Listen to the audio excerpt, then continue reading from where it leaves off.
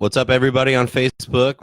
We're back for another episode of Hawkeyes and Tallboys. We do have our intro music playing right now, so we can simulcast on our website here. So right now we're just getting ready in Beau's basement, which is super exciting. You can see us, check us out. Sorry we're late. We ran into a little bit of technical difficulties, but we're doing fine now. So we're excited to do this bi-week episode of Hawkeyes and Tallboys. We can recap the Iowa State game, and we'll get into that in just a second here. Cool. As soon as our intro finishes up. But thanks for tuning in if you're watching us on. Are y'all ready? Yeah, It's still a Hawkeye State. Let's go. But we'll get into that. Whoa, welcome in. Welcome into another episode of Hawkeyes and Tallboys. Like I was just telling everyone on Facebook Live, tune in. We are ready to do this bi-week episode. And before we do, first we got to crack some Tallboys, boys. Here's to y'all. Cheers. Boys. Hawkeye Cheers. State. Go Here we go. Hawks. And as Beau alluded to, by the way, my name is Rob. I'm your host. I'm here with. Yeah, you're here in my basement. It's Beau. And this is Dylan. So just in case you didn't know us by now, we are here and we are live, and we are here to talk about how Iowa is officially a Hawkeye State for the 5th year in a row. Unbelievable. That's boys. right.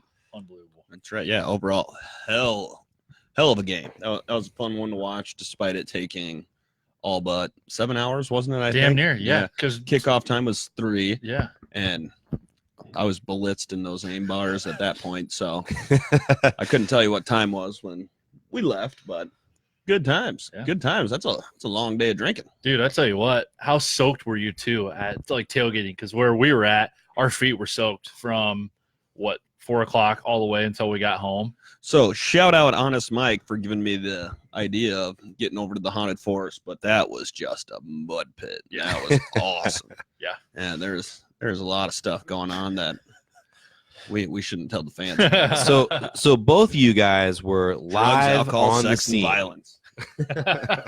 We were there. You were there. Mm-hmm. So you saw firsthand, what it was like. And so I got to know, because obviously I was out of town, or else I would have been right with them, listeners.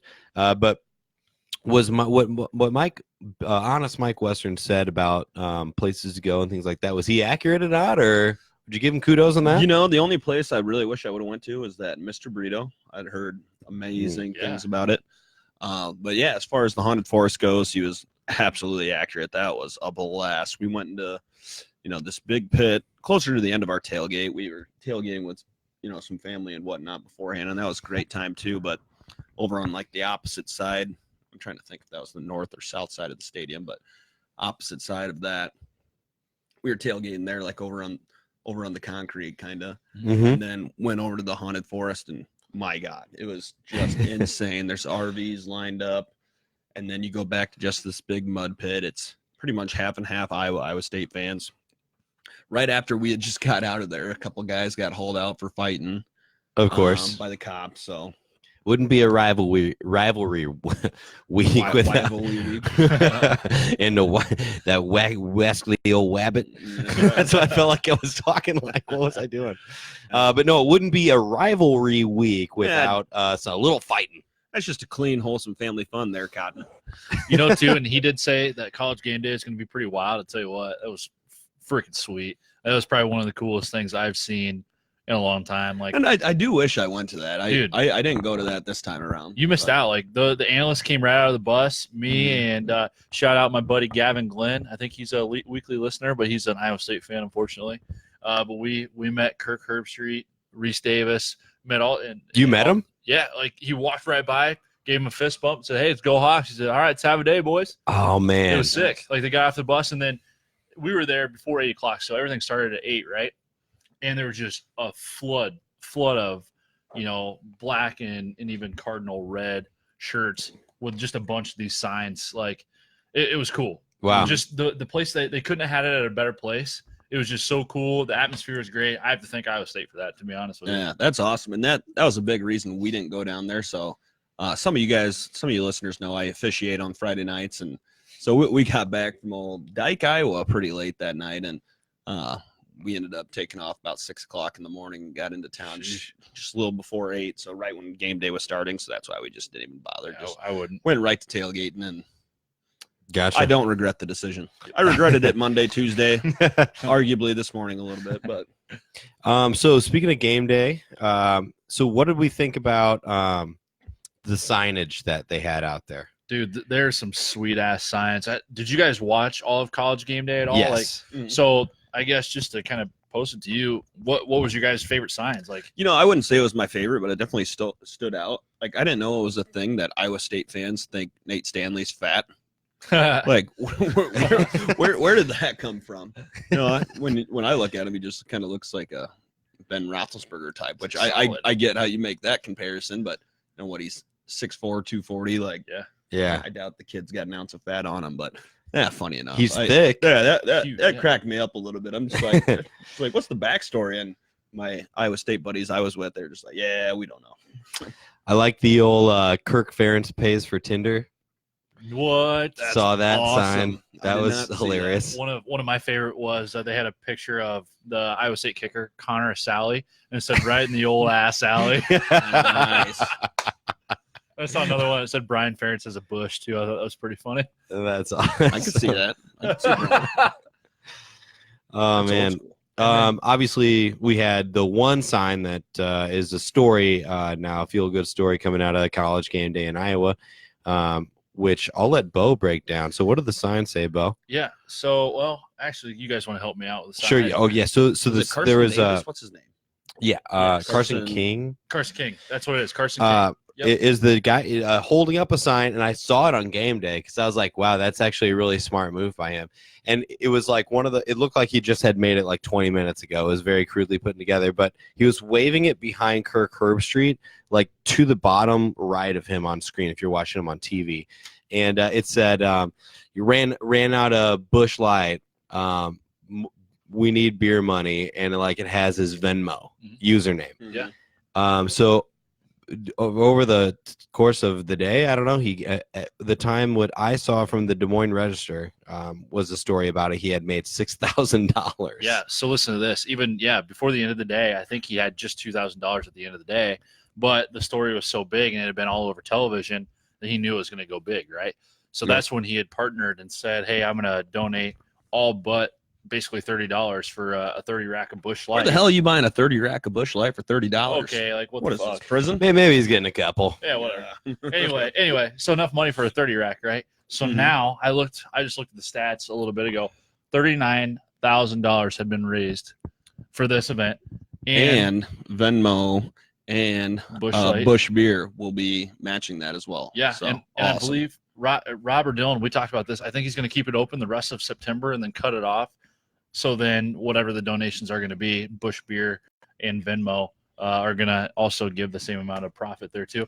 And there was awesome. There's some speculation too that Busch Light might give him just compensate him with some kind of beer, maybe a year full, yearly. I don't know. I know that the one I saw was, "Don't worry, we'll take care of your beer." Yeah, that's pretty sweet. And we're gonna spot whatever you get. That's pretty sweet. So, yeah, that's awesome. That obviously a big joke turned into something really cool, and despite the rivalry and whatnot. Well, and he's an Iowa State fan too, man. Yeah. Like that's so fucking cool. Well, he was Like, abused props as to a him. child, so it's understandable. Well, he's donating the money to the Children's Hospital, which is awesome. So shouts out to him. Great idea. Why didn't I think of that? You know what I mean? That's Yeah. always think of when I see that. I'm like, man, I should have thought of something like that. Let's do a follow-up question there, Rob. Sure. What would you have done in his situation? In the public eye. Oh man, Somewhat public eye. it would have been really hard for me to see $2,000 or $6,000 or however much he had on my Venmo account and not hit transfer to bank. Because who's gonna know other than you? Yep. You know what I mean? But I mean, I respect it. Being able to have the wherewithal to donate it to a good cause. Let me pose this question to you too. What if since he put it online, which obviously got him more viewership to it, I mean, do you think he would have gotten more than just $2,000, maybe more or less than $2,000? Yeah. Like just for straight beer, he might have. Yeah, just seeing that sign, maybe get like $1,000, $2,000, but shit, it went viral. I mean, shit, he's a college kid. Fuck too. yeah. You got to remember that shit. Yeah. He's probably got nothing in the bank. But look at it this way: from this point on, how many signs are we gonna see with freaking follow me at blah blah blah, everywhere. add me at this, or Venmo me for whatever, blah blah blah. Which our audience, that's Instagram models, feel free to do that. Like, I'm okay. Yeah, there are a significant amount of Instagram models that follow Hawkeyes and Tallboys on Instagram, and it's a great thing. And that's just is what it is. You know what I mean? Can you So blame them? Look at us. if you want to be a part of the revolution and a part of the cool kids, like absolutely check out Hawkeyes and Tallboys at Instagram. We're on YouTube now. Hell yeah, we are. That's what I was gonna say something. Yeah, this is gonna get posted to YouTube, isn't it? So Yes. For those that don't have Facebook and can't figure out the podcast situation, we're also gonna be on YouTube. So you can see our pretty faces and whatnot. So you'll be able to watch in comment. You can do whatever you want. See It's Rob's pretty cool. beard grow throughout the weeks. Look at that thing. Yeah, it's growing. It's not bad. That's what our crew chief makes me mow mine down. It's upsetting, but it is what it is. Without further ado, boys, let's get into this ISU rivalry game. So obviously this is probably going to go down as one of the weirder Hawkeye or Cy-Hawk games that I've ever seen for sure, but in the lore of the old Cy-Hawk series. By far. That's probably the weirdest college football game I've ever watched from beginning to end. You have 2 weather delays, which weather delays in college football obviously aren't all that common. We're not in, especially in the Midwest, we're not in tornado season. We're not in, severe weather season by any means. And I still, when I was super drunk, I was making claims that this is clearly an attempt by Jamie Pollard to delay the game because they knew Brock Purdy couldn't throw in the rain. So take that for what it's worth, conspiracy theorist out there. True. I call that a sophomore slump, Dill. And I think I said that last week. Sophomore slump. It was delayed in total, I think, almost 3 hours. Yep. It was definitely over 2.5 hours of complete rain delay. So we come out in the first quarter. We kick a field goal. It looked like we were driving a little bit, but we stalled out. Keith Duncan able to hit a field goal for us. We go up 3-0, and then we see our first look at ISU's offense. And right when it looked like they were about to stall, they threw a Deshaunte Jones, who was the receiver that we had identified in last week's episode that was going to be their playmaker. He was the guy who had 14 receptions in their win against UNI. This guy rolls out to the right on a toss and then throws a bomb to a wide open Petway, who scores their first touchdown. So I'm going to give my excuse, and then I'm going to credit them. So my excuse there, so the cornerback on that side was DJ Johnson, who we all know has been playing primarily in that cash role this year. So more of that, linebacker, D-back hybrid. So you saw him over there in the corner where he had immediately, he sees run. So he does what a typical linebacker safety does, and they break to the ball. Well, that's where, perfectly coached play. You got a young guy over there at cornerback. I mean, obviously an excellent play call there by Matt Campbell, but you got to wonder if we have Matt Hankins in there if that happens. I think that goes into preparation too. Like you can't always prepare for that kind of play on your first series. But I tell you what, like a guy being in the cash position asked to be a DB for the Iowa State Cy-Hawk game, like that's tough. I think that's all in coaching, to be honest with you. Yeah. Instinct was one thing, but I think that's all in coaching and preparation. But which I totally agree with. But to be fair, we had 4 of our 5 defensive backs that are typically in the rotation out for the game. That's so, true. He gets thrown into a tough spot where overall I thought he responded well, just, got burned early and he learned from it. I think but Phil Parker was talking about it. Who was it today in his press conference? Not Micah Hyde. But, different cornerbacks throughout the ages, playing for the Hawkeyes have been burned early on where they got thrown in as freshman or sophomore and, and that helps them out long term. So hell, I'm okay with it. Yeah. Obviously, because we ended up with the dub. So and you know what, and something like that too. And I'm sure we're gonna get to this, but I mean that's a huge growing moment for those young guys. Yeah, the young secondary. Absolutely. That's a huge in a rivalry game like that, being some of their first starts and a lot of playing time. That's huge. They matured as men and matured as Iowa football players. And that's another thing. Overall, like I thought DJ Johnson had a hell of a game playing corner. Yep. Obviously, that's more of his natural position. I think Iowa projects him more at that safety cash type role. similar to Monty Hooker, but still, I thought he played a hell of a game and for the most part shut a couple, pretty damn good receivers down. Hence being the reason why it was nominated and was actually the co-Big Ten Freshman of the Week. Right. Yep. Well, then we hit our rain delay. That's our first rain delay that comes into play after that first quarter. Rob, what did you do during the first rain delay? So I was actually in Minneapolis. We went up there with some friends to celebrate a birthday and also to go to like a craft beer fest, which is actually at the Minnesota Twins baseball field. Sweet. So that was our plan for the day, but we were going to go to a bar in Minneapolis that some friends of mine had let me know about. It was called The Loop in Minneapolis. So if we have any Minneapolis listeners, shout out to The Loop. If you're We'll from tag you to The Loop. If you're from here and you want to check out a bar on game day, I would highly recommend The Loop. It was a Hawkeye bar, and it's weird being in a downtown like Minneapolis setting, walking into a bar, and literally everyone is wearing black and gold. And like, it was so weird. I even was telling these guys before the show, it was standing room only, a half hour before the game. We should have shown up earlier, which is weird to me.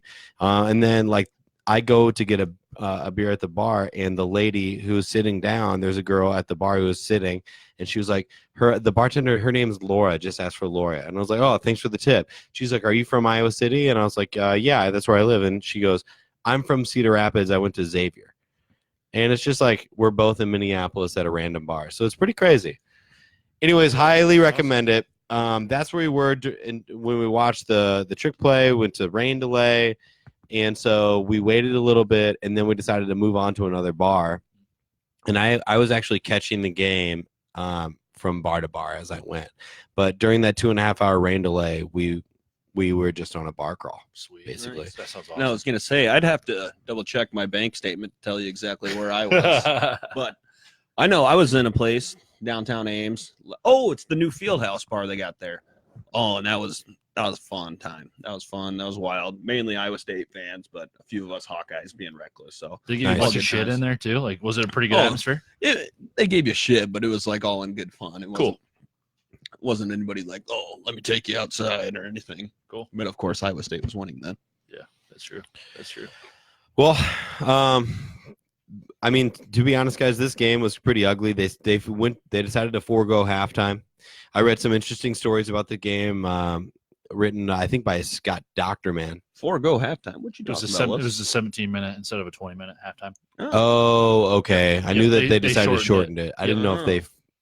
Okay, so my mistake. Yeah, because I think they probably had other football games to televise all day. Yeah, that, and I think they resumed play with 11 and a half minutes left in the second quarter. So then, I mean, it was basically not necessarily half quarter, but basically half a quarter that they had. And then, hey, might as well shorten it down, get this game going, because those guys had been, 3 o'clock all the way till 7 o'clock at night. That's a long fucking day, dude. Yeah.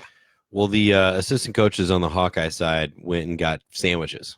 Did you hear about that story, Rob? Yeah. Tell the story. Let's hear it. So they went and bought about 50 sandwiches from 3 different vendors that are in Ames. And they asked Kirk Ferentz about it at the end of the game or after the game. And he was like, I was in the locker room and I saw guys walking around with these big hoagie sandwiches. And he's like, I wasn't able to get one, and then AJ Epinesa commented that like it was 4. it was something that like they really needed, because apparently because of the rain delays, we had I think it was like a 20-minute one right in the first quarter. In the second quarter, it was 2.5 hours. Yeah. So they were starving. I mean, that's usually when the game's over by then, if you're at a 3 o'clock start time, and now it's 6 o'clock and they're still halfway through the second quarter. So. And they also said too that Michael Ojemudia had like a 45-minute nap during the second one. They're like, dude, how are you like so calm, or how do you sleep during a huge game like this? And he's like, I don't know, I was just calm. I was just ready to go sleep and took a nap, dude. I was fucking tired. Okay, man. Thanks, OJ. Fair enough. Well, honestly, guys, the one thing that really kept us in the game, getting to the end here, obviously, we kicked field goals, and Keith Duncan was the man. Mm-hmm. He kicked a field goal in the second quarter to make it 7-6 at halftime. He kicked a field goal in the third quarter, and then after that, Iowa State scored a touchdown. So then the score was 9-14, and then that's when we scored our first touchdown. Was a sneak by Nate Stanley. Is that right? Yep. So that puts us to the fourth quarter. And we get down, and after we're unable to score, and we hit a field goal to put us up 18-17. There's a minute 33 to go in the fourth quarter. I'm watching live on a phone at a craft beer fest at Minnesota Twins Field, and I watched us, Michael Sleep Dalton, rear back and punt the ball, and the play-by-play here. Hell of a punt, too. It's a great punt, yeah. and I love that we picked him up. He's been nothing but gold. Yeah, for sure. And obviously the ball, the guy, fair catches it, and we have Young, I think number 2, from Iowa State, runs into his own man, trying to block our guy, and knocks the ball over. We recover it. So listen to this, which is just kind of funny enough. But so that guy that ran into their punt returner was named Detrone. I might not be saying that right, but Detrone Young. Detroit, okay. Detrone Young, and the person that heard the ball for the Iowa Hawkeyes is Devontae Young. So no relation or anything, but this isn't that just kind of funky? Interesting. And it's the same guy too. If you look back, the play that we threw should have been a touchdown to Nico Reganey. He should have had a pick in the end zone too.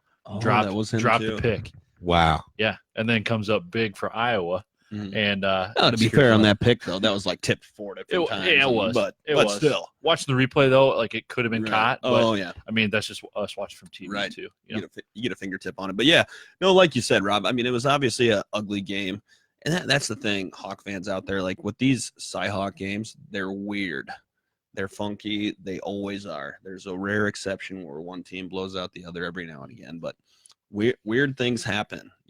Iowa State damn sure comes to play every year. And I know obviously Iowa does as well.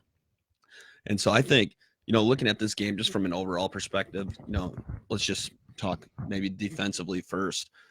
I think Iowa's defensive mindset in the entire first half was you saw cornerbacks 10 yards off the ball. Yeah. So obviously they're playing soft. It's that they call it the bend but don't break, where essentially, you can throw over the middle all day long, but you ain't going to beat us deep. Well, obviously they beat us deep twice. One play to start the second half, I believe it was, where Geno Stone got caught biting a little bit, and then obviously that halfback pass as well. But that's where I want to give a quick shout out here to Phil Parker, and this actually comes from Chad Leistico on the Press Citizen, I believe it was. But listen to this stat here, where Beau's laughing me scrolling through my phone here, but so. After blitzing on only 4 of Iowa State's first 30 offensive plays, Parker called blitzes on 12 of the final 24. So obviously you go from, less than 20% of the time to over half the time. And clearly, in the first half especially, so before Parker made that adjustment, I was coordinator there. So Brock Purdy, quarterback for Iowa State, was 16 for 17 for completions. Holy shit. So before then, so obviously he's just having a field day throwing the ball over the middle. He's got nothing but time. And then after that, Brock Purdy was only 8 of 17. Obviously, we're getting a lot more pressure now. AJ Epenesa's not getting double teamed because somebody has to come off the edge and pick up a linebacker or whoever's blitzing. So phenomenal. I think you got to give the game ball to him in this situation. And those guys for making that adjustment at half, where it's like, clearly these guys can do whatever they want right now. So you make that adjustment. That was just fucking awesome. I was super pumped when I saw that stat. I mean, I knew it looked like our defense stepped up, and I couldn't put my finger on it, and wasn't no state to either. So one thing I wanted to add too, especially on the defensive side, is you look at the tackle stats for everything. All of our secondary led in all the tackle, other than Christian Welch as a linebacker, which to me says I think we're giving them way too much. I think not to discredit what you had to say, but I kind of disagree with the game plan right now. Like Brock Purdy, I even think in the second half, I don't think that he was pressured but more than maybe 3 or 4 times. I think he felt comfortable. In the second half? Yeah, in the second half. Oh, dude, we're watching the same game. Yeah, I think you're watching a different game, bro. I think he had so much time in the pocket. So you think he just started, throwing incomplete passes on purpose? No, I'm not saying that. Well, then, how else does that explain it, though? You know what I mean? Because we're having better coverages down in the field, down in the secondary. Well, where does that come from? I mean, if you're sitting back there and you have all day to throw, eventually your wide receivers are going to get open. You know what I mean? Do you think? Yeah. I don't think that always happens, though. Oh, absolutely. It always happens. I don't think so. If you got 7 seconds to I throw, think- someone's going to get open. Dude, when you have 4 wide receivers out there. I think it's just bad read. I just don't think that he had anybody open. He was sitting back there and just decided to run. All of a sudden in the second half, he starts having bad reads. Yeah. After doing fine all game. Absolutely. That's outrageous. Yes. That's wrong. No. So I think that Brock Purdy was hurried a little bit more in the second half. Thank you, Rob.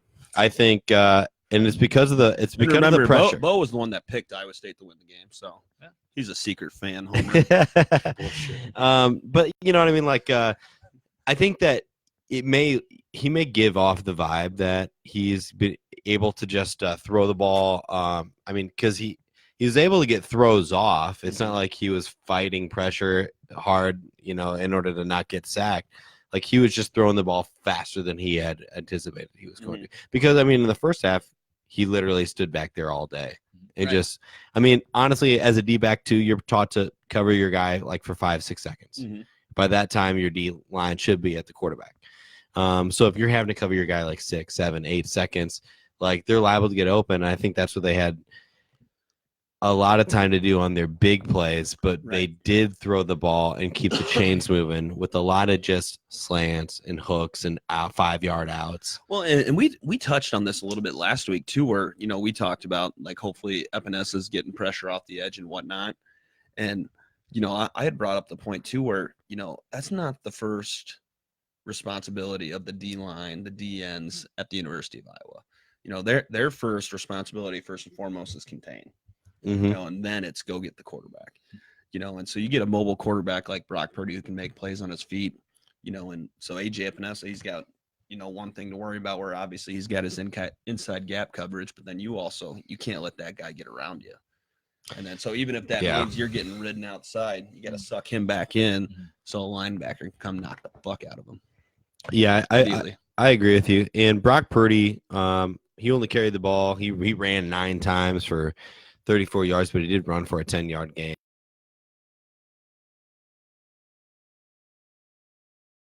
He did have a chance to run in the second half a little bit, and I was impressed with the way that they played against us.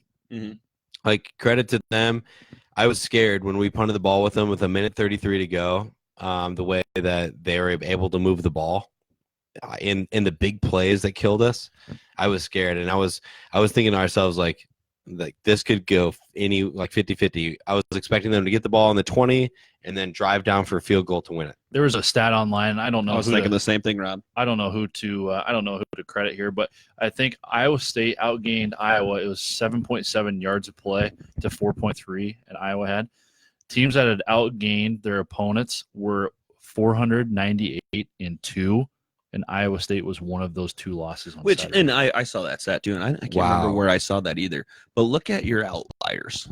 You know what I mean? That halfback pass, I think that was only like 45, 50 yards, something like that. But then, that pass to start the second half, that's a 78-yard reception right off the bat. But I think that's going to skew those numbers quite a bit, and especially after the first half they did have where they could throw over the middle at will, 8, 9 yards of play. So, I mean, I'm not discrediting you at all. Sure, okay. I think that's spot on. Yeah. But I also think, to say, Iowa State had 7.7 yards per carry, okay, let's. Yeah. But I tell you what, a little bit more realistic there. You're right. But I tell you what, I thought their run game and their short pass game was unbelievable. First half and into the second half even too. So early in the second half. I think once those adjustments were made and then Iowa State had to start throwing the ball a little bit more often, I think that's kind of, I heard it, and I believe it was Tory Brecht posted that. He's one of the writers for, I think, the Press Citizen now, but also the Quad City Times. And, he talks about, so there's 2 different snake styles of approach in college football. You got the boa constrictor and you got the cobra. So if you guys know anything about snakes, all I know is that I hate them. So cobras, big snake guys. So cobras are quick strikers.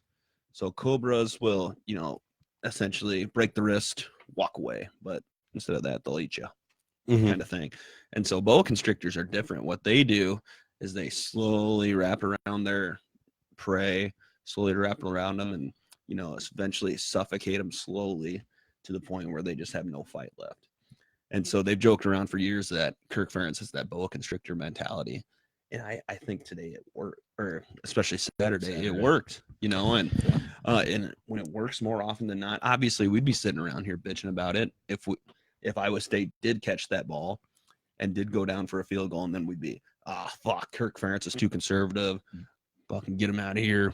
Fire Kirk. You're on the money with that one, Dill, because that actually leads perfectly and supports what the team stats look like at the end of the game. So obviously, their man runs into their own dude, fair catching the ball. We recover it with 1:33 to go.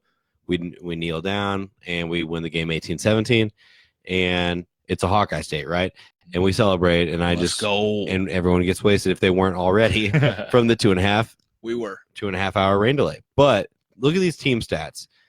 Iowa State total possession time 25 minutes and 2 seconds.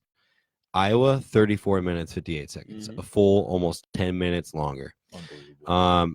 As far as penalties, we were even. We had 4 for 15. They had 4 for 21. But look at this, guys. Iowa State had 20 first downs. We had 18. And they were 3 for 9 on third down the entire game. We were 10 for 19. Jeez. So they are the Cobra. They are just getting everything on first and second down. Yeah, no, so they were definitely the quick strikers there. And and it showed in the total yards. Total yards on the day for Iowa State, 418. Total yards for the Hawkeyes, 313.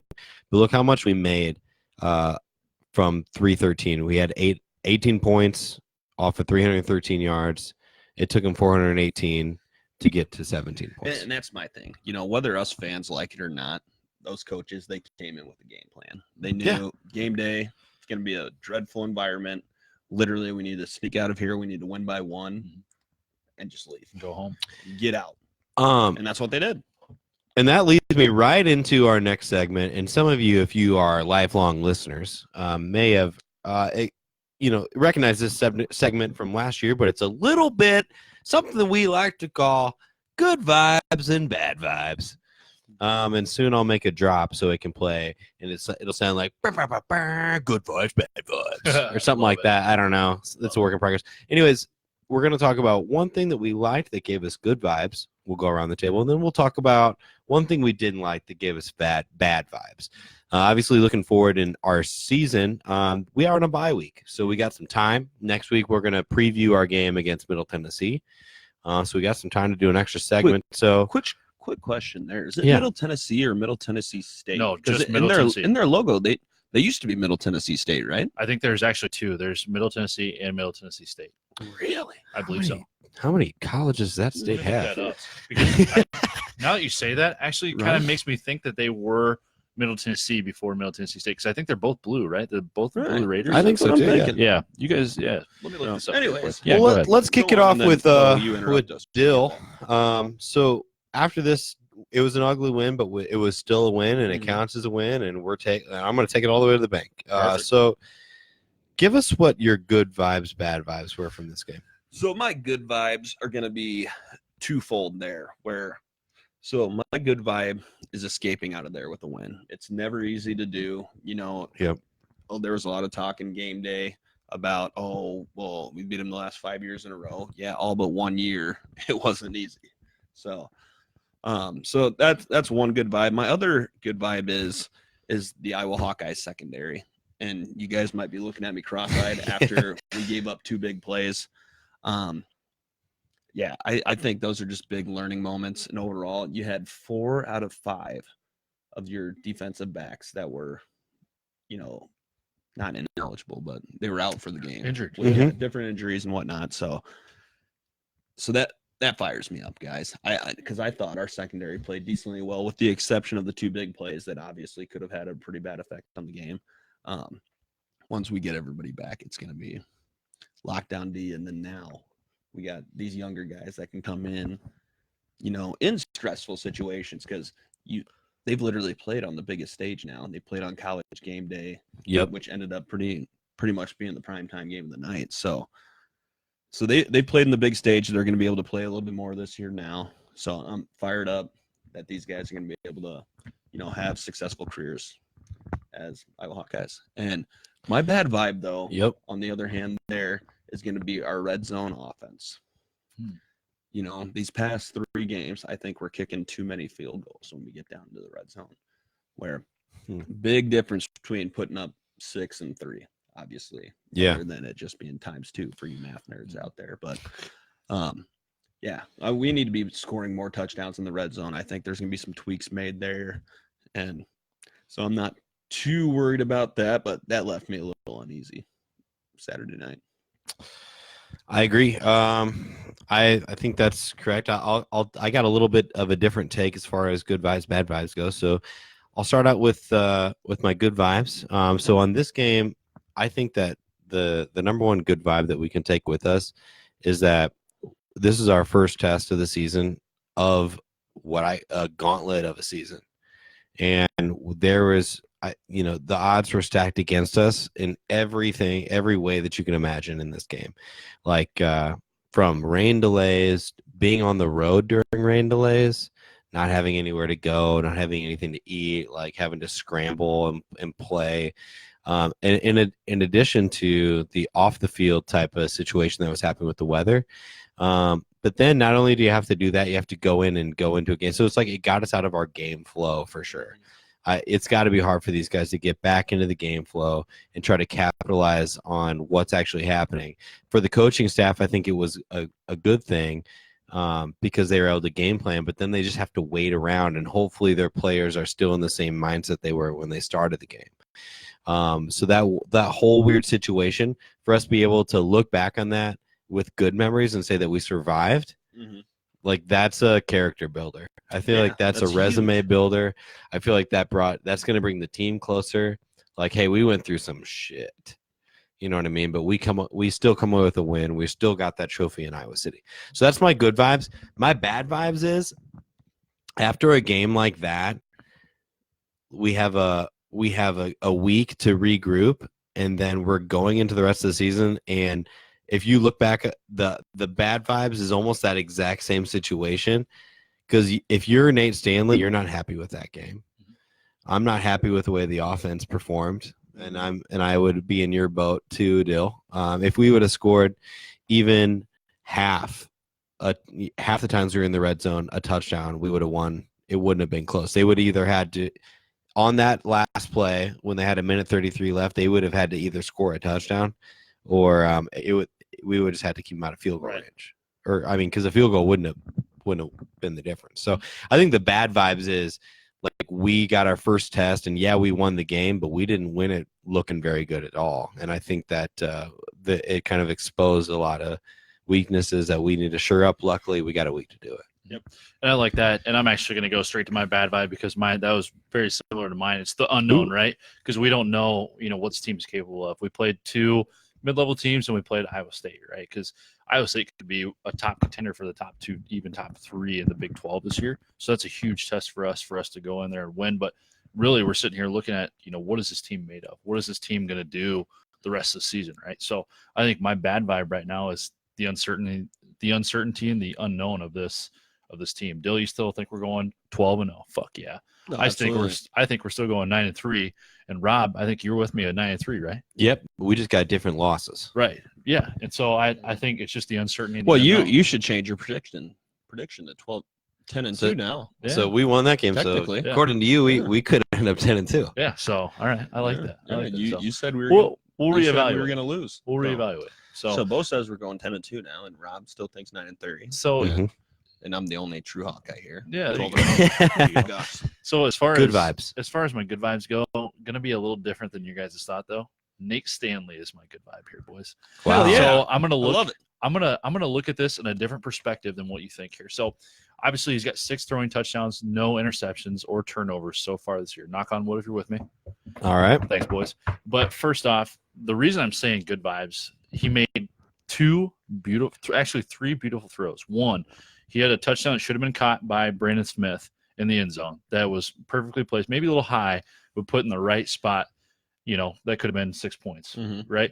Another was when he dunked one right over the middle or right to the outside to Brandon Smith when we're driving down to kick the game-winning field goal.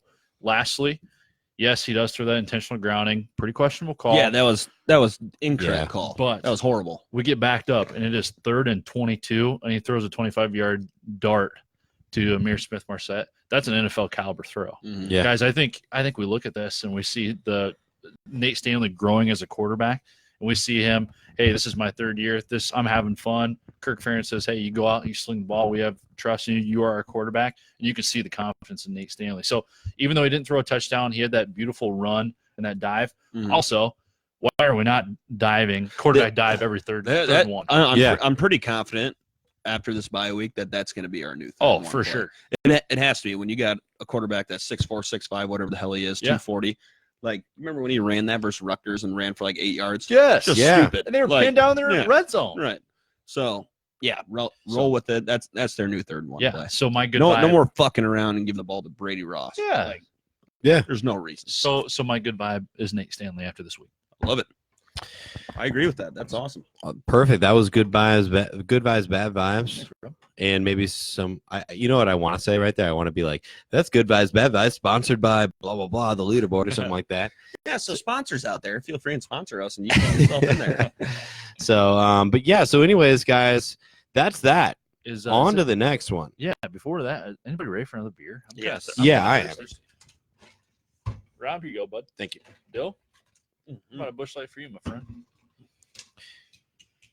I'm afraid because I I was actually. gonna say this beer break is brought to you by the Anchor app, but I just remembered that they take up 30 seconds before our podcast starts. So Yeah. So if you notice an ad at the beginning of our podcast, that's because we were sponsored by Anchor. And Mom, if you're out there watching, sorry, I bit my fingernail, so I have to open up my beer with my teeth. So apologize. But, wow, she's a dentist, Dental hygienist. dental hygienist. 25 She's years. probably pissed off at you, Yeah, bud. you're right. Bud, what are you doing? Yeah, what do you do? Shake. Well, guys, we talked about this at the beginning of the season, and I kind of just want to mention it again. I want to go over our schedule, and I want to look at what it's looking like and how things have shook out over the last 3 weeks. So we talked about, hey, if we are 3-0 going into bye week, heading into our matchup with Middle Tennessee, I think it is Middle Tennessee State. It is. Yeah, I actually looked it up, and I don't know one of us who said that, but it is 100% Middle Tennessee State. Beau. With our matchup against Middle Tennessee State, which is going to be September 28th. Let it be known, Hawkeyes and Tallboys fans, Dylan is never wrong. And we will obviously preview that game next week. So look out for that coming. But if we said, hey, if we're 3-0 going into this weekend, then I think we got a pretty good chance to be able to hang with these teams because ISU is always our early road test, and this year it was, and we were able to survive. So I think that things are looking up for us, especially watching the way Michigan played against Army, and then also the way Michigan just against Middle Tennessee State. Yeah, which is interesting. Middle Tennessee was able to move the ball a little bit on them. Obviously, Michigan eventually overpowered them. But Blew them away, but no, they look vulnerable. Yeah, they do. But yeah, just overall, this stretch that they got going on right now, we're looking. So we got Middle Tennessee next, and then you get into that Big Ten gauntlet where we go to Michigan. You got Penn State at home. You got Purdue at home. We go to Northwestern. We go to Wisconsin. Got Minnesota at home, which reminds you that Minnesota was a few dark horse picks to possibly win the Big Ten West this year. So they'll have a good team. And then, we got a home game with Illinois, and then, we go to Nebraska yet. So long way to go, Hawk fans. Long way to go. Kind of a cool thing too, Dill. The next, 5 games minus Penn State. They're all starting at 11 o'clock. And so it's the determining factor this week is how Penn State ends up doing. That could actually be a night game, which is pretty cool too. So, we're going to see a lot of 11 o'clock games. But like you said, Michigan looked pretty vulnerable. Penn State really hasn't looked great. Really a lot of these Big Ten teams haven't looked very great, except for Iowa and Wisconsin and maybe Minnesota. Yeah, but you're totally right, but it's still the Big Ten. Still, yeah. It's still where, it seems like every year Purdue has some sort of vendetta against us where they Northwestern, right? Right, Northwestern. That's what it is. And I think I talked about this last year on the podcast too, because I despise Pat Fitzgerald. Oh, yeah. And Pat Fitzgerald literally played for Northwestern back in, the 80s when Hayden Fry was there, and he used to rack up points on them guys like 75-0, 55-0, and Northwestern wasn't too hot back in the day. So, he's got a big boner to pick with Iowa. Well, Northwestern was ranked before the season, Mm-hmm. and their loss to Stanford, I believe they they didn't look very good. They have a good defense, Mhm. but I was looking at, is it Isaiah Bowser? Yeah. That's their running back, supposed to be really good player, one of the best running backs supposedly preseason in the Big Ten.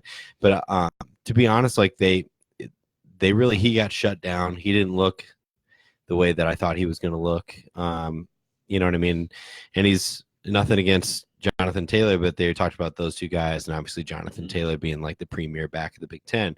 And I didn't really see it from Isaiah Bowser. So Yeah, I'm just Northwestern. Yeah, Not sure. right. And Northwestern, they've had good defense a few years now, so that's not surprising. But overall, guys, what's kind of worrying me about the rest of the season, and we don't need to get into it too much, but just the injury bug seems like it's hit the Hawkeyes. What I'm hoping is it hit us early. Everybody can recover because no one's, knock on wood if you're with me, no one's out for the season or anything. Yep. So, that's just one of those things. Get everybody healthy, get them back in time for Big Ten land. Like Alaric Jackson, they were talking about he could possibly be back for the Middle Tennessee State game. Fuck that. Yeah. Yeah. Rest him another week. Yes, rest him maybe. another week. Absolutely. He can do drills and stuff with the guys, but Now I'm good if you're not 100%, if you're 99%, I don't want him playing. Yeah. I disagree there. Really? Yeah, I'd say I know he's a big piece of our offensive line, but I would say like if he's feeling 90% and above, I say give him limited snaps. Just get him in there. Let him see. I like that. Yep. Limited snaps. Because I don't want to see We're him. talking about like half of a first quarter, maybe. Yeah, I just want to get him in the game, get him used to it again. Because the last thing I want to do is just like say, hey, he's back from injury. Here you go, Michigan. You know what I mean? Just if that's his first thing he sees when he's back. If he wants to be a first round NFL draft pick, he's got to be able to come back and dominate Michigan. Yeah. So, not saying he can't do it, but right now he's on a lot of people's big boards as being a potential first rounder. Mm-hmm. So, what about our injuries that are in our secondary? Any updates? So there, guys? Moss will be out a few more weeks, I know. Yep. Riley Moss. Yep, Riley Moss. That's And a I good think question. the same thing with Julius Brents. I think he's out for another 2 weeks, so we could potentially see him from Michigan. If not, we might see him from Penn State. Yeah. Another big one would be. I'd say Brents could be a candidate for a red shirt too. That's true. So That's true. And I think Matt Hankins is actually expected to be back for Middle Tennessee State. So getting this extra week of Iowa State plus the bye week will definitely be good for him. because he's had the nagging hamstring going on. So Yep. same thing. Wrap it up. Put him in an ice bath all practice. And have him ride the bike. Right. Just keep it recovered. Ride the bike in the ice bath. I want to see that. You ever seen those? Like when people tear their ACLs, they're doing like those underwater Oh, aerobics and dude, stuff. I That could look not horrible. could not imagine that. That sounds terrible. So Yeah, or I God forbid they go to a cryo chamber and forget to wear socks. unbelievable. We don't need to talk about Antonio Brown. Yeah, this ain't a show. He's a Wrong, black, traitor. and gold. Sorry. So, That's okay. guys, I think that's going to get us right into kind of our mailbag segment right now. And, Perfect. And I think we have a couple of questions here. Yeah, we do. Guys, the first question is going to be pretty simple. Let's start off and just say, it's Rob from Vinton, Iowa. Rob from Vinton, Iowa. Not me. Not you. He's going to say, guys, we have a bye week this week. What are you guys doing this weekend? Who are you going to watch? What are you going to do? It's a free Saturday. So listen to what I'm doing on Saturday. Sure. I'm going to work. Really? Yep, where I work, working. we're quite behind, and Bill's got to get the wrenches out and get going. Good thing it's a bye week, huh? 10-4. So Dang. no, I won't work the whole day. It'll probably be a half day, hopefully. But Nice. just help the guys get back on track. There you So go. and then most important part, we're having a keg at old 2129. I'm not going to say the rest of the address in case there's any creepers out there, but you guys are more than welcome to come on out, watch Appreciate college it. football, and drink some keg beer. So Sweet. Oh man, that sounds really awesome. I would totally be there, but I have a wedding this weekend. Classic. Guys, Classic. this isn't to have to do with anything about Hawkeyes and Tallboys, but just to get this off my chest, we have 8 weddings that we are attending that were end of this year, fall weddings. next year, and into next year. If you have friends that do fall weddings, I just blame you. Like, get rid of them. Get rid of those friends. Yeah, fall weddings suck. Yeah, what am I doing with these friends? Let me pose this to you. Do you believe that it's on the female who picks the fall weddings, or do you think the male in those weddings has anything to say about it? Step one, establish dominance. Agreed. Just kidding, everyone. Just kidding. I'll tell you guys what I mean. From I'm what also I the can only tell, single guy in Hawkeyes and Tallboys, so does that make sense to y'all? Probably. Okay. from what I can tell, the women and usually decide most of the. To be honest, like I think it's a no-brainer. Between Liv and I, we looked at each other and said, "Hey, no Iowa football season. We're not going to marry in the fall." And I looked at her and I was like, "That's why I'm married." And that's why when they say 50% of marriages end in divorce, I'm not worried about you two. Appreciate it. That's good, Thanks, gal. man. Oh man, that's some wholesome. That's a wholesome conference. So Rob, so we kind of got sidetracked Yeah. here. What wedding? You're doing a wedding Saturday. So I'm going to be at a wedding, but I'll tell you guys what I will be keeping my eye on this weekend. So here's some Big Ten matchups this weekend to keep your eye on too. I don't. Do you guys cover this? No. But Michigan, Wisconsin, before you even get to it. Yep. Number I'm 11 fired up for that Michigan game. at number 13 Wisconsin, and this is going to be a battle of two undefeated Titans of the Big Ten. And listen here, fans, and no one's gonna like this. I know it. It is what it is because we're so similar to Wisconsin, and we respect the hell out of them. But being Big Ten West fans, we absolutely have to root for Michigan. Yes, we have to root for the Fighting Khakis. We have to root for Jim Harbaugh's ugly face. But we can do it.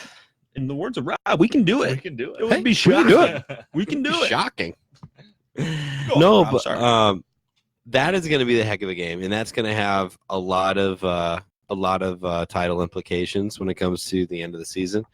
Because if Wisconsin gets beat by Michigan, we play Michigan after Middle Tennessee.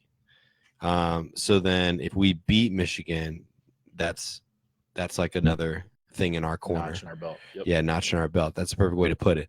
I think our Wisconsin game, besides the crossover game with Michigan, is going to be our biggest game in the West. Is Wisconsin, and so it's a shame that they don't play Ohio State, but Michigan's our hope.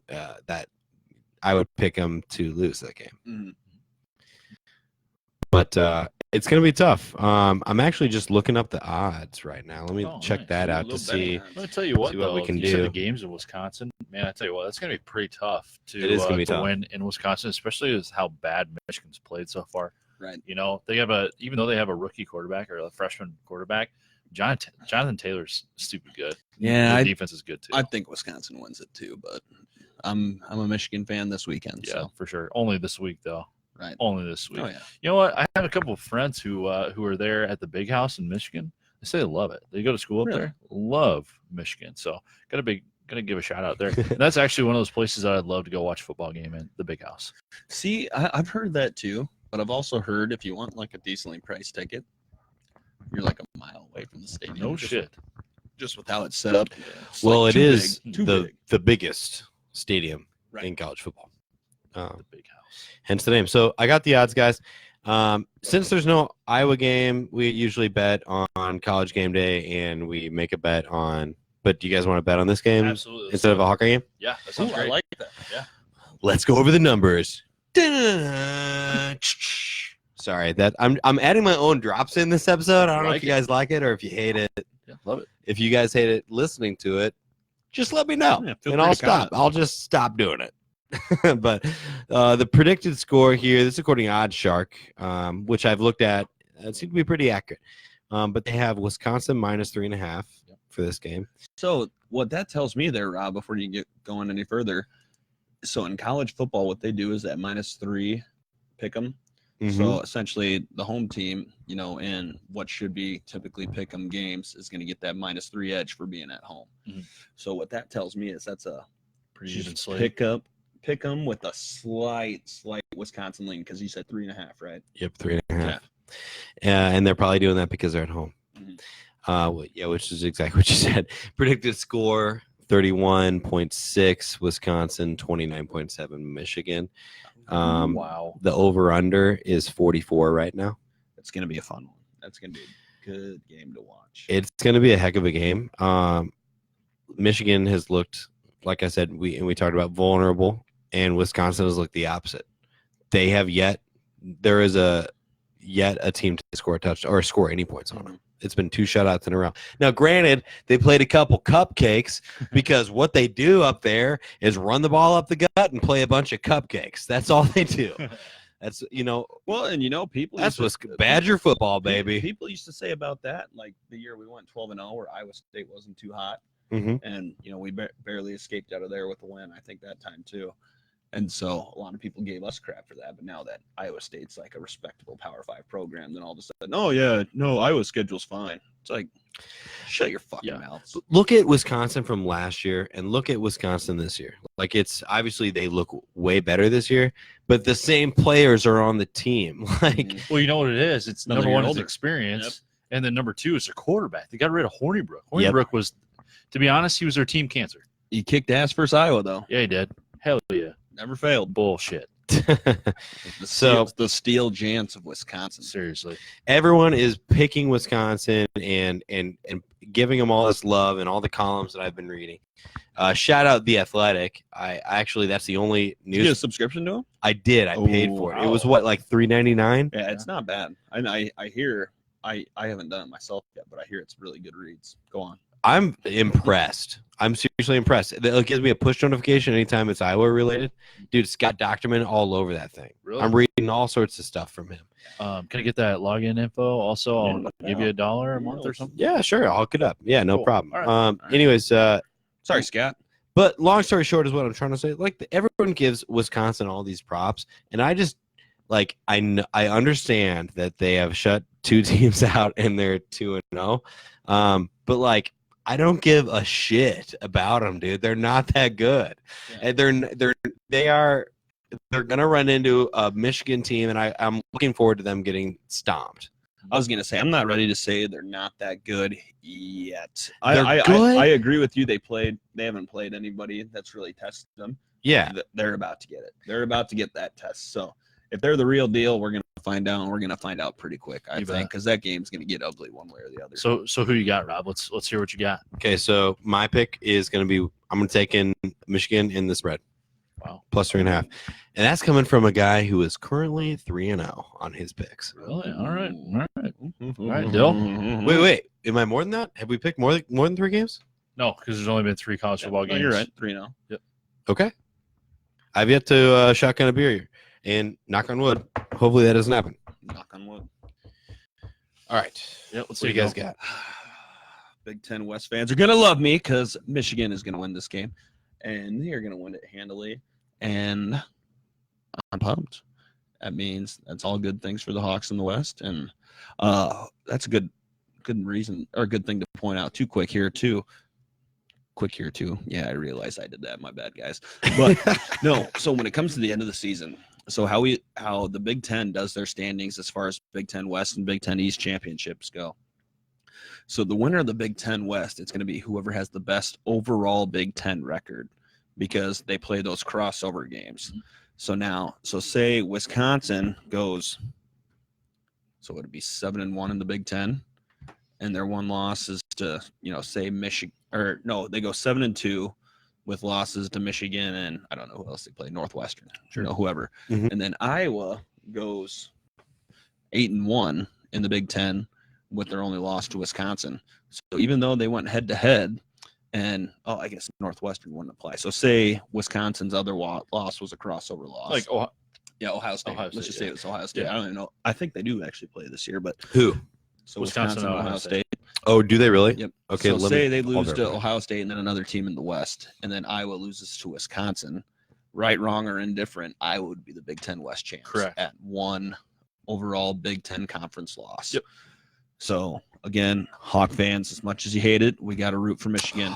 Go blue. You guys are right. I was wrong. Hawkeye fans, just an update. So here's a look at Wisconsin's schedule. So I guess it's 9. They play 9 Big Ten teams. So yeah, they got Michigan this weekend. Then it looks like Northwestern, Michigan State, Illinois, ISU on the 26th. They'll play number 6, or no, sorry, not ISU, Ohio State on the 26th. And then we play them right after they get done with Ohio State. Damn. So actually, that looks decent good for us. Yeah. Absolutely. So I'm going to do my best Lee Corso impersonation. Not so fast, you two. Let me tell you something. Michigan has not played very well against not very good teams. Their quarterback, Shea Patterson, has fumbled in each of their first 3 football games. I can hear the crowd roaring behind you. And I tell you what, they got to go to Bucky Badger. They got to go to Madison, Wisconsin, one of the best party schools in the Big Ten. I got to take Bucky. Give me that Bucky helmet. Oh, no. No, I got to take Wisconsin. And honestly, Rob, I think Wisconsin wins by more than 3.5 points, and I think they score a combined more than 44 points. Really? So you're taking the over? I'm taking the over, and I'm taking Wisconsin. Mind you, Beau also picked Iowa State to beat Iowa. Hey, that's right. But hey, I'll take that. I'll take the loss on that. Honestly, spicy takes. I wouldn't have it any other way. Just some stats for you. Right now, people are betting on Wisconsin. So, Beau, you're in the majority, 60% at 3.5. So, we'll look for that to change as it gets closer. You gotta have a good Shea Patterson. If Shea Patterson plays like he has the potential to, this could be a pretty ugly game, and Michigan can roll over. But I tell you what, he hasn't impressed me at all. He hasn't looked great against bad teams. Maybe he's putting on a show. Maybe he's a better actor than he is a quarterback. But man, I just don't see it. And I think that's fair. Like I said, I do think Michigan pulls ahead in this game, but we're gonna find out a lot about both teams, and we're gonna find out about them quick. At the same time, Wisconsin has a freshman quarterback. Again, we got to go back to that too. Yeah. So I mean, it's the quarterback battle, right? Mm-hmm. So it's going to be a crazy game. It is. But as far as what we go off to next, is it time for our mailbag? Did we already touch on mailbag a little bit? We did one question on mailbag. You got another mailbag question? Then we kind of went off on a tangent about the Big Ten, didn't we? You want to end us on a mailbag? Yeah, we can end on a mailbag here so quick. Well, so we also have college game day as well that we can bet on. Oh, well, we're just going to do this bet, aren't we? Oh, the Michigan. Yeah. Yep, Michigan, that was kind of yeah. Okay. Yep. Just I was going to say, who is game day? Yeah. Game day is at Georgia, right? It's at Georgia, and who's playing Georgia? It's an SEC rival, isn't it? It looks like South Carolina, Notre Dame. Notre Dame, Georgia this week. SEC rival. That's okay.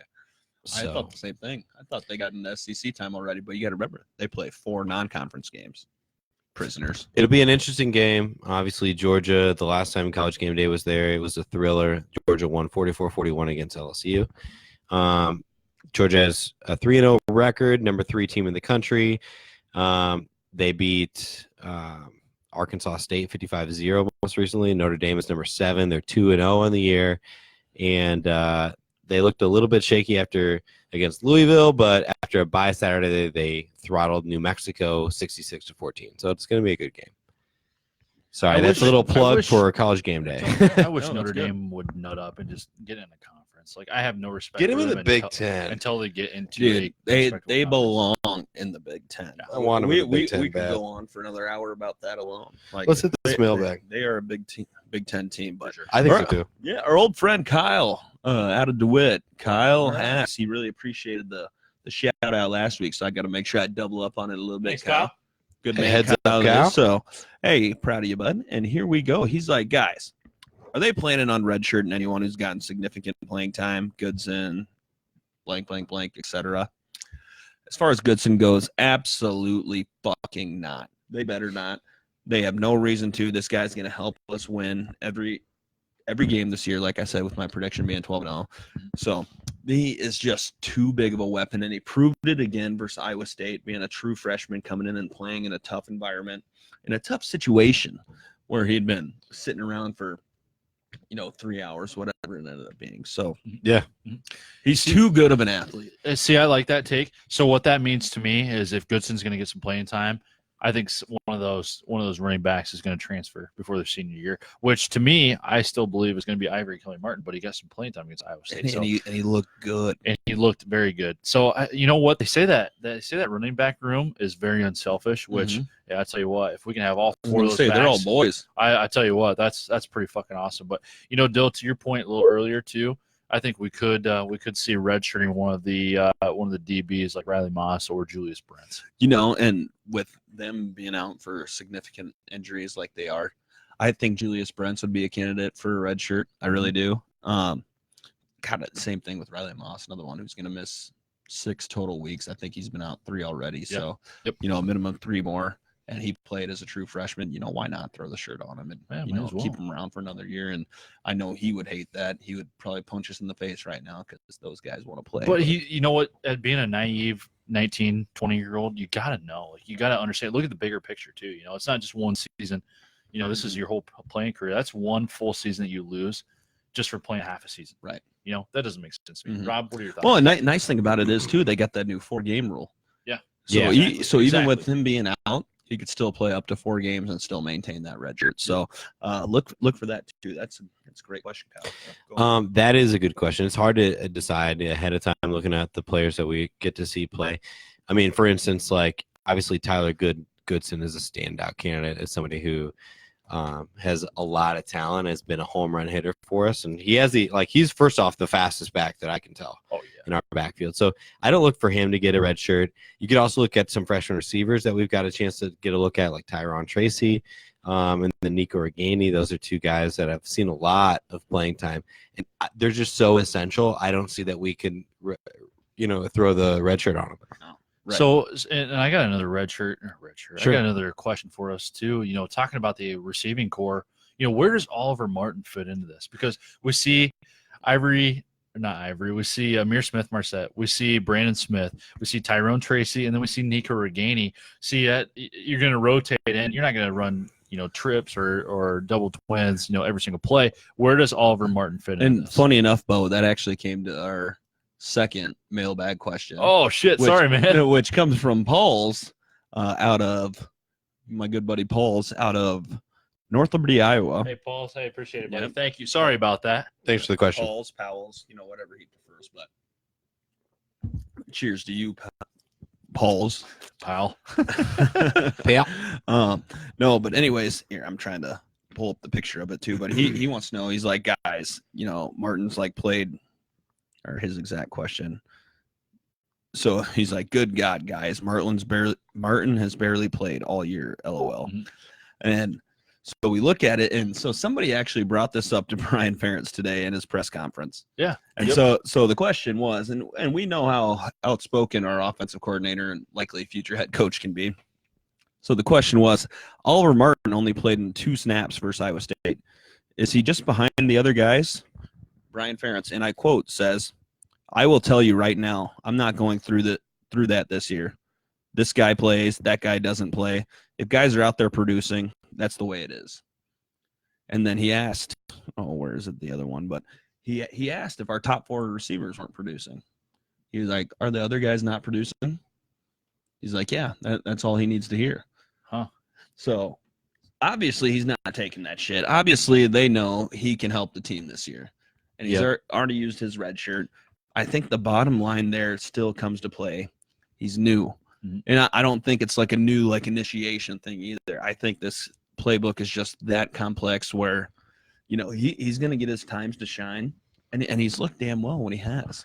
Yeah, he looks polished. He does. Mm-hmm. And viewers, just so you know, he's talking about not taking this shit this year. He's talking about Noah Fant, because we talked a lot about last year, Noah Fant not getting a lot of receptions or playing time here. Rob, what are your thoughts on this subject? Yeah, well, let's look at the numbers, guys. So reception-wise on the receiver end, so far this year, Amir Smith-Marset has had 11, followed a 3-way tie by Brandon Smith, Nico Reganey, and Mekhi Sargent. Isn't that hilarious? So those they just have too many weapons. They do. Yeah, all 3 are tied at 9. And then you got Tyler Goodson behind Mekhi at 6, Tyron Tracy at 5, and Oliver Martin falls in 7th at 4 receptions. As far as yards go, it looks pretty similar. Amir Smith-Marset has 194 yards, and he leads the receivers in touchdowns with 3. Now, I know I kind of was ragging a little bit on Amir Smith-Marset, but he's kind of emerging as a big play guy and a guy that they really look to, that Stanley seems to have a good rapport with. And you know what? It's crazy, too, because Nico Reganey and Tyrone Tracy should have at least 2 or 3 more catches, and both have at least a touchdown if Stanley would not have overthrown them. And so I guess, my final point there, Paulus, is going to be, don't worry. He's going to get his time. He's going to get his touches. It's going to be this year. There's going to be everybody playing. You got to remember versus Iowa State. Like you talk about conservative Kirk Ferentz football, and they were absolutely playing it, with the exception of that third and 22 play. They were playing conservative. They were playing quote unquote not to lose. They were playing to get first downs. You're going to see Oliver Martin there in more situations. So don't be worried about that. Everybody's freaking out about it. Plenty of time. We're going to need all the weapons we can get coming up in this Big Ten gauntlet. Well, first off, guys, the way that I'll answer that question too, I would say not to worry, but I would also say that we're obviously a run to set up the pass. We don't run a spread offense. We have a lot. I would say it may be our most talented position at wide receiver. Yeah, this is a problem the Iowa Hawkeyes have never had before. Yeah. And in my years, like even in like the DJK Marvin McNutt years, those were the two guys. Yeah. And then you had a solid slot guy in Colin Sandeman. Yeah. And then I think you had your fast guy who returned punts and not McNulty, but Eddie Hinkle. Well, Eddie Hinkle was a little before that, but Eddie Hinkle was a stud though. Good call on him. Oh God, he was the track star. I can't remember his name right now. Paul Chaney Jr. Oh, that's his name. Nice. Paul Chaney Jr. was, the return man, on that team. So that's how I see this thing. Like they got weapons, they all got their roles.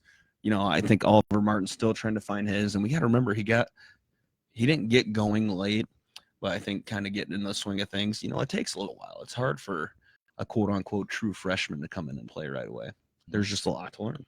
Yep. And season progresses, he's going to play more and more. Yeah, absolutely. So we don't run a spread. You know what I mean? So basically, the way I would answer that question is like I think he'll be involved. Yeah. But yeah. Guys, oh, go ahead. Sorry, Rob. Finish up. Sorry. Oh no, I'm good. Okay.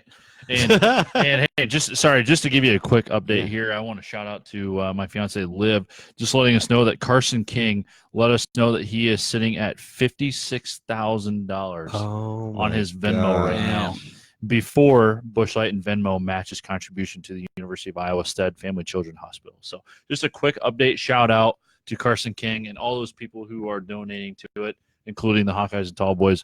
That is unbelievable. $56,000. Wow. So you think about that, over 150, probably close to 162. Maybe 168,000? Yeah, 168,000. 58 times 3? Yeah. Yep. Yeah. Or 164? Yeah, you're right. So unbelievable. Well, that's great. That's a really cool feel-good story. Shout out. You even tweeted us earlier or showed us a picture of the Scott Van Pelt tweet. Yeah. He's going to put it on this week's One Big Thing or something like that. Yeah. Sports Center. So Sports Center, yeah. That'd be awesome. Pretty cool. Cool, guys. Well, let's see. We got our bet in. We got mailbag. Do we have any more mailbag questions we can hit before we wrap it up? I think that'll do it, Rob. But overall, guys, hey, really appreciate y'all tuning in live. That did. We're gonna post this video as well to YouTube, so you'll be able to see our lovely faces once again. Check out the podcast, Apple Podcasts, Stitcher. Still dealing with some customer service issues with Spotify, right? If I remember right. So iHeartRadio too. Rat bastards, Spotify, anyways. That's why we all use Apple Music. That's a lie. I paid Spotify $10 a month.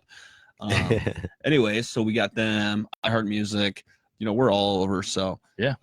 If you have any questions, feel free to message us as well. And boys, I'll let you take it away. All right. Hey, appreciate it. Yeah. Thank you guys. Enjoy your bye week, and let's go Hawks. Let's go Hawks. Let's go Hawks. And with that, we can let Hawkeye Victory Poker take us out. And first, the thing I have to do is, while we're waiting on this too, the Hawkeyes and Tallboys, we are actually working on some merchandise. So if you guys are interested in good call. T-shirts, potentially even koozies, please let us know. We're going to get a sign-up sheet here, but we'd love to see if you guys slid in our DMs. That'd be all right too. So we got a lot of designs in the works. Shout out Jaden out of Seattle, Washington. Yeah, wow. Has worked up a few designs for us. She's a graphic design artist out there. So pretty cool. So yeah, we'll post a couple pictures on our Instagram, Twitter, and Facebook. So if you guys are interested, just let us know. Perfect. Thank you, guys.